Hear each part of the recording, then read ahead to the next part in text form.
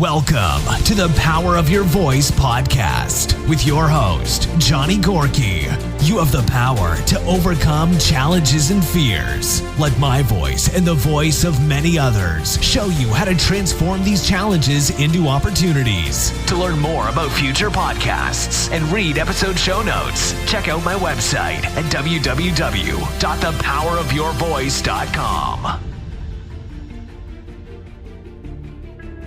Welcome back to the Power of Your Voice podcast. This is episode 51. Welcome back. So today's guest is Andrew Phelps. He's a product, strategy, and design expert. Andrew is the creative director of User 10, a boutique studio focused on SaaS product strategy and design. He leads design teams at small startups as well as enterprise brands.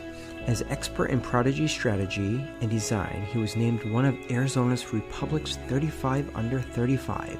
He shares his knowledge in strategy, design, and entrepreneurship at ASU, Seed Spot, and the CleanTech Open. Today we're going to talk about a lot of really cool things about technology, but one of the things I want to talk about especially is the do's and don'ts of choosing business partners, and is it a good idea to pick one of your friends as a business partner? Let's get this episode started. Welcome to the Power of Your Voice podcast, buddy. It's really good to have you on here today. Thank you for your time. I appreciate it. Thanks for having me. I'm really happy to be here. Yeah, you're very welcome. So I don't know if you started off like when you were born, when you were in your mother's womb, if you were just like destined to be this incredible entrepreneur. Now, what are some like life experiences you had, like let's say three, like what's three of your most biggest life experiences you had, like in your childhood, your adolescence, that really turned you on to become this entrepreneur that you are today? Man, that's a great question. So I think one of the first experiences was being asked to dog sit by some neighbors. So doing dog sitting and babysitting as a kid and realizing that I could make money, selling my time was a pretty big aha moment for me. My parents gave me an allowance. I had plenty of chores, but let's just say they were on the lower end of the spectrum. And I was astounded that my neighbors would pay me, $20 or $40 for a whole weekend of watching their dog. That was way above my pay grade. So I think that's where I kind of got hooked on the idea that you could sell value rather than time. And if I did a good job, I'd be rewarded for it. And then I think moving into my teenage years, I got a job as a lifeguard at the local pool. And I quickly moved up the little chain of command at that pool and was managing the pool before I graduated high school. And I think that was another formative experience where I just kind of got insight into the ways that you can add value by working well with other people and really caring about what you do, because I don't think I'm exceptionally talented at a number of things other than being actually invested in helping people solve their problems. And then I'd say the third transformative experience was early in my career as an adult, seeing the power of design and the tools of the internet and how they could impact businesses and grow businesses, and how the work that I could do and the work that the people I worked with could do could make real change in businesses and people's lives. Well, it's interesting because, when it comes to technology, some people are scared. I am going to be 40 this year. And it's interesting because I have a good friend of mine growing up. He's a year older than I am. He never learned how to use computers. So like what really got you into technology? Well, I would have to say probably video games, because as a kid, I played games on the computer, and to have the computer that could run the latest games, I had to learn about technology, and I had great friends, one of whom is my business partner now, who, helped me with all of that stuff.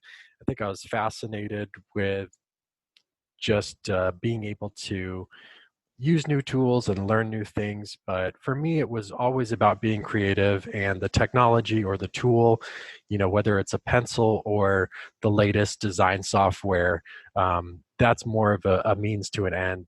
the ability to create something, have an idea brought to fruition, and brought into the real world, that's what gets me really excited. And the tool is just kind of a means to the end. Now, that's interesting you said video games because, some parents get off the computer. All you do is play video games all day long.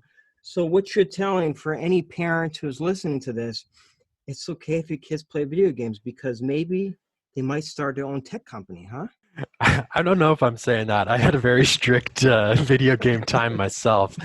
And, I know my kids will as well. I think everything is good in moderation, and as long as your kids are learning what they need to learn to be, great citizens and problem solvers, then some video games or TV time is no big deal. Now, going back to your childhood, okay, so you walk dogs, you were a lifeguard, you became a leader. Are there any other childhood experiences that help you transform into the leader that you became today? Maybe your mom, your dad, grandparents, maybe a neighbor, some kind of mentor? Well, my parents are unbelievably good role models. And of course, I didn't realize that until I was out in the world and had something to compare them to. I took them for granted my entire childhood.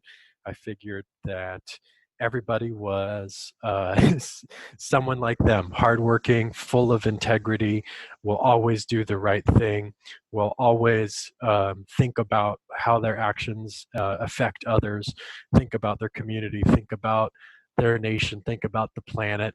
These are all things that I thought that everybody did. And it wasn't until I was an adult that I learned that I was incredibly blessed with parents who I think are incredible role models for human beings in the modern world. Now, for somebody who might be listening to this, because there are quite a few people out there, they have amazing parents. They help them with their homework. They're very supportive. But just like you said, sometimes we don't really realize how amazing our parents are until maybe, unfortunately, they pass away or we start college or something. What are some things that you might suggest to somebody who's young, who hasn't really learned to appreciate their parents? Do you have any kind of advice for those types of people? Man, that's a great question. I don't know if I have advice for those people, but I can tell you what I would tell my younger self. And what I would tell my younger self is to really slow down my thoughts, my actions, look around, think about my life and the people in it and how lucky I am, because my life has been full of wonderful people who, have taught me a lot of things. And I think I would love to just tell my former self to try to appreciate those things more. The other thing I would add is that while I look up to my parents a lot and they're great teachers, we're very different from a personality and interest perspective. So there was a lot of my childhood and teen years that I didn't feel necessarily connected or didn't feel like they understood me. And I don't really think they understand me completely now, but part of growing up and part of maturing has been making peace with the fact that people don't have to understand you 100% to appreciate you. And part of the beauty of life is that we're all connected, but also all have our own unique experiences. And so to form a healthy relationship with that idea that you can have wonderful, intimate relationships with people, but no one will ever really understand your experience, just like you'll never really understand someone else's experience. Yeah, I mean, that's very true. Now, with your parents, did they have a kind of different path for you, or are you doing exactly what they wanted to? How did that work out for you? Yeah, I would say the main difference is just that my parents are very academic people, and they they're both very well educated. They both have careers as lawyers, and I always wanted to do something that was more creative, more risky, something that fueled my fire a little bit more. And I think the reality is that people have different levels of comfort and different levels of interest. And, in my younger years, especially like my early 20s, it was hard for me to understand that my parents had the life that they wanted, and it was hard for them to understand that I wanted something else. So, I don't think they ever had plans for me because they've always been supportive of me finding my own path, but that doesn't mean it was always easy to understand one another. Okay, I gotcha. Yeah, because you just mentioned your parents were lawyers, so I was thinking because I have a few friends. Their parents are doctors or lawyers, and that they do the exact same thing. But it's incredible that your parents they believed in you, and they allowed you to go down your own path. And regardless of whatever you do in life, as long as you're happy and you enjoy what you do and you're successful at it, that's great. I mean, that's how it's supposed to be. Yeah, I'm with you there. And I think it takes all kinds. If everyone wanted to do the same thing, it wouldn't be very interesting. Yeah. So now going to success. So you were named one of the top entrepreneurs under 35 by the Arizona Republic's 35 entrepreneurs under 35. What exactly does this mean to you? Because I can only imagine your parents must be very proud of you, and you have to be incredibly proud of yourself because that's a big accomplishment. If to be honest, it's something I have a hard time accepting, accomplishment or success. I'm kind of always shooting for the next goal, and I'm my own harshest critic. So I'm definitely proud of it. But more than any individual award or recognition, I'm really proud of the business I've built with my partners and the business that we do for our clients. Take great pride in a great culture for our employees, and all the hard work that our employees do to make our clients happy and make an impact on our client businesses and organizations. So I am proud of it when you say that, but I'm much more proud of what we're building every day and how it affects other people. Yeah, and the great thing is you're very humble about it. Now, going into what exactly that you do, why is SaaS important? What are services that probably use it and people are not even familiar with?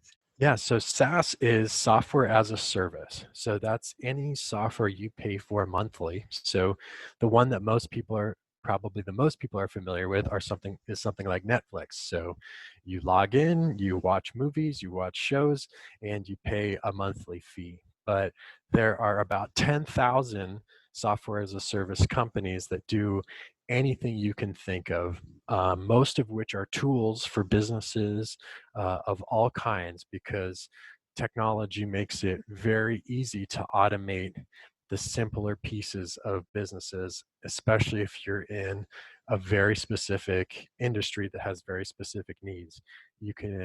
Technology has reached a point where you can build apps and software at a relatively low cost and low investment of time and money to really help scale your business. So software as a service companies, that's the most popular way to build software now. The big reason for that is how they are valued by investors, because a fast growing software as a service company can get a 10 times or 15 times evaluation depending on who's looking or who's buying. But I think that the real reason they started was 10 years ago, 15 years ago, when you bought versions of software, it was a huge pain in the butt to buy the next version because you were dropping a lot of money upgrading your software, might have to upgrade your hardware to upgrade your software, and changing software to a service model allows companies to create products that are constantly evolving. So rather than saying, hey, I'm on Windows 95, I'm going to upgrade to Windows 98, you're saying I'm on Windows monthly, and you get all the software updates, security updates, everything you need. And companies, the good ones, are throwing in new features along the way. Well, yeah, and especially with software, software is constantly evolving. Yeah, I've used Windows since Windows 95, and my gosh, things have completely changed big time. Now, As they should, yeah. yeah, and now with your business, one of your business partners is one of your best friends. Now, what exactly creates a successful partnership in business for those listening? And what are some do's and don'ts that you've learned through your own personal experiences when having business partners? Absolutely. So I think a business partner relationship is the do's and don'ts are the keys to all relationships, personal, professional, any relationship you have, which is honest communication, the ability to share how you feel in an honest way and have an honest discussion about how you feel to reach a conclusion that works for everyone. And that's a lot easier said than done. It takes years of practice, commitment, and consciousness for two people to get to a level of communication where you can sort out issues effectively. And I'm really lucky to have that with my business partners. So, I have that with my wife. I have that with many of my friends and my family. And I believe that that's the that's the key to all of it. So if you can effectively communicate um, with anyone in your life, that's kind of the foundation of the relationship, and it's a business partner is no different. So obviously it's a it's a multiplayer game. Everybody has to contribute and commit to honesty, commit to caring about one another, and commit to finding a solution that accommodates everyone. And so if you're dealing with someone who can't commit to that uh, that communication or commitment to building that trust, then it's not going to work out. And that's not just a business partner, that's a romantic partner, a friend, or anyone else in your life that you rely on. Yeah, because when it comes to business, like some people don't want to do business with friends because, you know what, you've been friends with somebody your entire life and the business goes bad, then, you hate to end that long-term relationship as a friend. And sometimes it's kind of hard to separate those. But then like for you are able to have that friendship, but then also have the business aspect as well. So, I'm sure there's really no way to really know exactly what's going to work, because for some people having friends and businesses works and sometimes it doesn't. But are there some things that you've learned that you should never do, and then there's some things that you should always do when looking for a business partner? That's a great question. So I think the reason I can work with my friends is that they're such great friends that we know the friendship will always come first. There's no amount of money or success that will supersede our relationship. So, that's a very special friendship that would meet that requirement, I think. I think it would be tough to go into business with someone that I was friendly with rather than someone who was really a friend, because that's where you run into those situations where it's hard. You're going to inevitably hit a point where you feel like you're doing more work, or the other person feels like they're doing more work. It's day to day, moment to moment. It's never an even split. So you need a deep trust that at the end of your career or the end of your business, you will have committed the same effort and the same value as one another. So that deep trust is the requirement for a successful partnership, and that's whether they're your friend or not. Yeah, I completely agree. And of course, communication is very, very key. Now, you are a product strategist and design expert in the software technology space. Now, we're going through this current corona pandemic, and I'm sure there's going to be tons of innovation. What are you thinking are some of the innovations that you think might change? I think that we're going to see an acceleration of virtualization. So someone I know who does a lot of virtualization supply for enterprises, suggested that 5 to 10 years of virtualization is going to take place over the next year or two. So as companies realize that people can be just as effective working remote, and that their needs for offices change, the technology, the software, the hardware that people use to work remotely, I think there's going to be a lot of innovation there. I think what everybody's finding now is that the work gets done.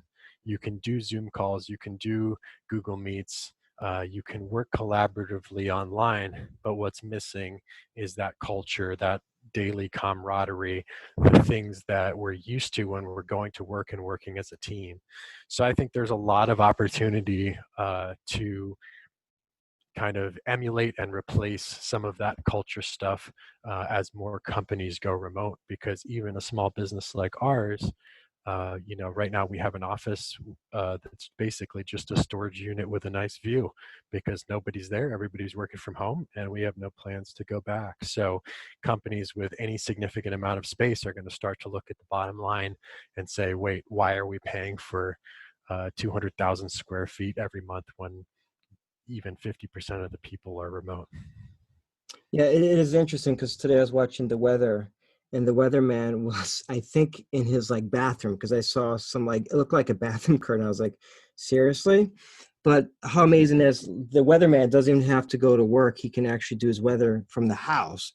But then when everybody is at home, you kind of lose the feedback on bouncing ideas back and forth, and then you kind of lose the company culture too because everybody's at their own house.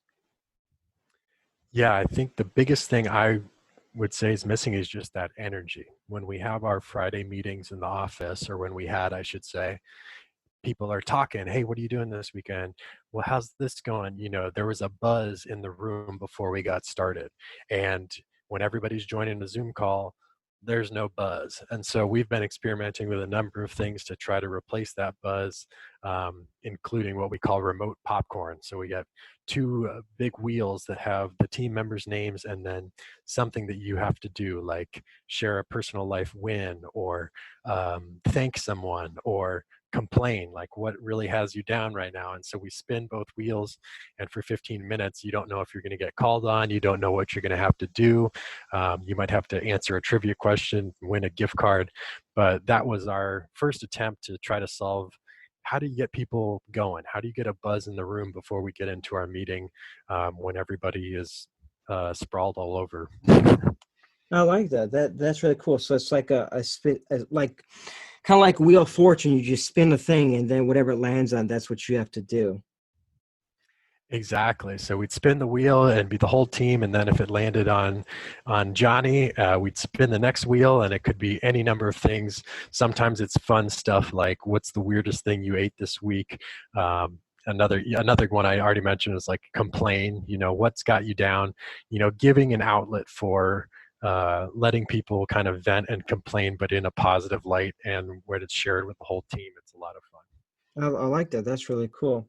Now, for people who are about to graduate high school or maybe college, what kind of advice would you give them, especially people who are interested in working in IT, cloud computing, and then also too, I've seen a lot of people now, it's like they're about to graduate high school or college and they're kind of doing it at home or they're doing it in front of their house because, obviously people are not graduating at their school this year. So what kind of advice would you give to them who are about to go in the workforce, who are kind of worried about, hey, am I even going to be able to find a job? That's a great question. And the reality is that I don't know the answers because this the world is very uncertain and things are not looking good. And I think it's a disservice to people to pretend that everything's going to be okay for everyone, because there's a lot of risk out there. There's a lot of unknowns, and the reality is that uh, our leadership on every single level is not paying attention to the science in terms of the sickness, not paying attention to the science in terms of finance, and we're on really shaky ground. So what I can share is that when I graduated from college, there was a recession. People were scared about the ability to get jobs. Everyone was complaining about the economy.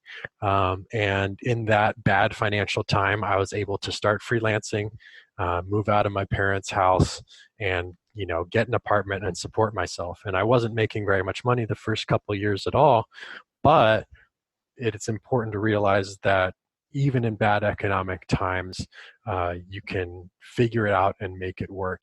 I think the reality is, for people graduating high school, I get asked quite a bit, should I go to college? Was college worth it? Um, you know, all those questions. And I think it's a really tough question. It was worth it for me. I had financial help from my parents.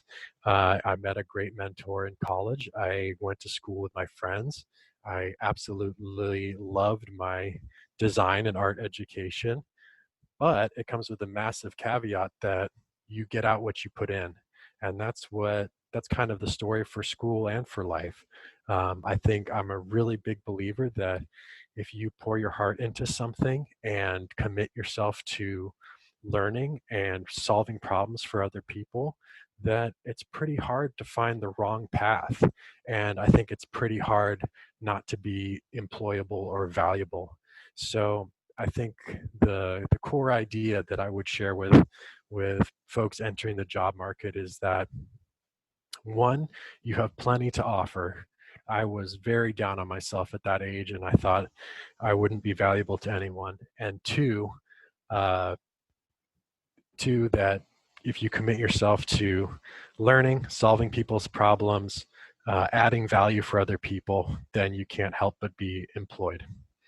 Now, is that one of the reasons why? Because you were kind of scared? Is that kind of the whole reason why you started your own company? I think I had a lot of different emotions going on, but I sort of have an imposter syndrome to this day. 10 years ago, it was much worse, but I had very poor self-esteem and a lack of confidence. And, there's a voice in my head that said I wasn't good enough, that I was a fake, that no one would want me. And it took a long time and it took a lot of successful projects to realize that that wasn't true. And where did that stuff come from, where you had self-doubt?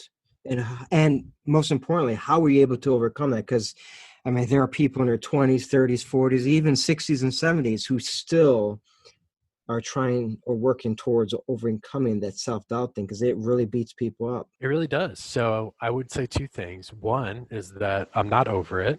Sometimes I still deal with it because as you find more success and reach new levels of success and take on bigger projects and make new partnerships, there's still a little voice that says, wait, do I belong at this table? So I would say one, it never goes away. But two, I think the biggest thing that helped me was to look at the data, slow yourself down, slow your mind down, and say, well, are my customers happy? Are my employees happy? Can I feed my family? Do I have enough saved for the future? Look at the data and say, I guess I'm I'm not a fake. Especially if you are someone who cares enough to worry if you're a fake, you're probably not a fake, because there are plenty of people out there who are fake and don't care at all. So if you are worried enough that you may be an imposter, you probably aren't. But I think the last thing I would add is that, to your first question of where did it come from, I tortured myself with that question, and I've tortured myself with a number of questions about things in my personality that have been challenges, or things that in the past I've seen as shortcomings. And at a certain point in my late 20s, I realized it just doesn't matter. It's kind of like asking, why is the sky blue? Why are leaves green? It just Sometimes it's helpful to know where something came from in order to fix it, but other times I think it's much more helpful to make peace with it, let it go, and say, I don't care where it came from, I want to change it. Yeah, well, the interesting thing is there's a reason why the sky is blue and there's a reason why leaves are green. True. That's a good point. I guess that was a bad example. I'm a very analytical person, so yes, I always ask those things. But yeah, you make a very good point, because a lot of times we're like, oh, I'm stupid, I can't do this, I can't do that. But if you really analyze, it's like, is that really true? And you ask yourself, okay, well, you graduate school, you're successful, you have great relationships, your friends absolutely love you. It's like, no, I'm actually an incredible person. So yeah, you really have to analyze all the data, or ask people who you greatly respect, what do they think? And they're going to tell you, they're going to be completely honest with you and tell you that you're an amazing, incredible person. And it's just important to continue to believe that. Now, when you were a child, did you kind of experience anything what could have created in that self-doubt at all? Nothing specific comes to mind. I think that I'm a very sensitive person, and I can feel things very deeply and empathetically. And I think as a kid, I didn't really understand that, and I was scared of it because it didn't seem like other people felt that same way. And so that would be my closest guess, is just that I wasn't great at feeling and understanding my emotions, until my adult life, but I really don't know. Yeah, well, and the great thing is, I mean, it's great to be sensitive. I mean, that's definitely an amazing and possible trait. Now, I wanted to ask you, when it comes to like IT stuff, do you think you need more leaders or less leaders? How does that work? Because when it comes to technology, especially the whole internet, there's so much stuff that comes to like morals and ethics. So I think definitely need a lot of leaders because there are things that people do need to worry about sometimes when it comes to IT. Yeah, I would say IT needs more leaders. I would say the world needs more leaders. I would argue that Western society in general and enterprise business in general has a serious lack of leadership and is in leadership debt. I think the structures we've created are very good at rewarding people modestly for doing modest work. And a lot of people are afraid to take true responsibility and really lead to get things done. So I would argue we need more leaders everywhere, and IT is no exception. Now, how can we create leaders? Because one thing I think is important too is like sometimes you have a boss and it's like you're a leader, and then they kind of you have the jealousy issue, and that can kind of prevent people from really wanting to step into the leadership thing. It's like, for example, I worked at a company. I've always done more than I needed to because I'm like, that's just the way I am. But sometimes that rubs people off wrong, and then it makes the boss look bad, and then his boss, it really can cause some serious trouble. Yeah, I mean, I think office politics are real. It's something you have to be aware of and be able to navigate, but that doesn't mean that you have to play the game. So I've found that one of the best skills you can have is learning how to tell the truth and express your opinion without offending others. And if you're capable of doing that, then you can do it in front of everyone. And nobody can really be mad at you if you're saying the same thing in front of them that you said in front of their boss. It takes courage.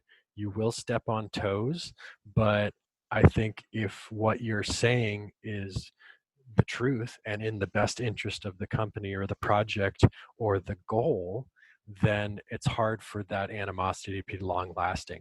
The office politics and organizational politics become an issue when people have a vested interest in not doing the right thing and are constantly backstabbing or talking behind one another's backs about shit that doesn't matter. And I think if you're able to keep the goal in mind and keep yourself invested in the goal and speak the truth about the goal, there's a lot less risk of falling into those political pitfalls. Yeah, and obviously speaking your mind and just being completely honest. And one thing I learned too is like sometimes, yeah, it's like, well, if these situations happen, it's unfortunate, but you realize, you know what, this is probably not a company that I want to work for, and it's time to move on then. Absolutely. Now, closing this interview, I'd love to get some advice. So what are like some three really important pieces of advice that you would love for people to take away from this interview, Andrew? Man, that's a great question. I think that the advice that helped me most along the way was similar to what we just came from. Have the courage to share how you feel, because I think so much inner turmoil and uh, emotional uh, depression or anxiety can come from just not feeling heard. And a huge part of not feeling heard for many people is not saying it in the first place. So I think being able to share how you feel and share how you feel in a measured way is a huge step towards being able to be the person you want to be. I think if we jump back to the question about folks entering the workforce, I would reiterate those words of encouragement, which are, learn how to learn. If you're somebody who can learn and teach yourself things, you're never going to fail to be employed or add value for other people. And you'll also get a huge motivational momentum boost out of teaching yourself new things and learning new skills. I think The third thing I would say, and something I think about a lot now, is that there are no guarantees and that every day is a gift. And try to be grateful for what you have and where you are, and know that you're not stuck there. You're in charge of how you respond to everything in your life. And one of the things I try to remind myself of is that we're always changing. We like to think that we reach a certain point and change stops. But the reality is that you and I aren't the same people who started this conversation. No, I mean, every single day we are continuing to learn. Yeah, and speaking of, like, especially now, like skill sets, a lot of us have more time now than we've ever had in our entire lives. Even though everybody has the same 24 hours, is what you decide to do with it. I know what was it, 20% of the world seems to be watching Disney Go. But I think right now is definitely a great time to learn skills. It's like you can go on YouTube, listen to these podcasts. There's so many different things that you can learn, ways to grow your mindset right now, which is really incredible. I'm right there with you. There's plenty to learn, and there's never been more free stuff worth learning online. You have to love. I absolutely love podcasts. Now, one last question too for you. Now, Andrew, if you go back to, let's say, I don't know, maybe 18, you just graduated from high school. Is there any advice that you'd give to that young Andrew? Yeah, at age 18, I definitely needed the confidence boost, and I think that confidence came about a decade later when I increased my consciousness, when I thought more about my life and reality and slowed myself down. Don't worry about playing or living life by other people's rules. You trust your heart, trust your gut, learn every day, but understand that this is your life, it's your experience, and no one knows how you should live your best life. There's a lot of wisdom out there that can help you find your path, but I can't tell you about your path. You're going to have to find it on your own. And that's why we have intuition. Now, Andrew, how can people find you online? How can they support you in everything that you do? The best way to find me is just on LinkedIn. Happy to connect and message there.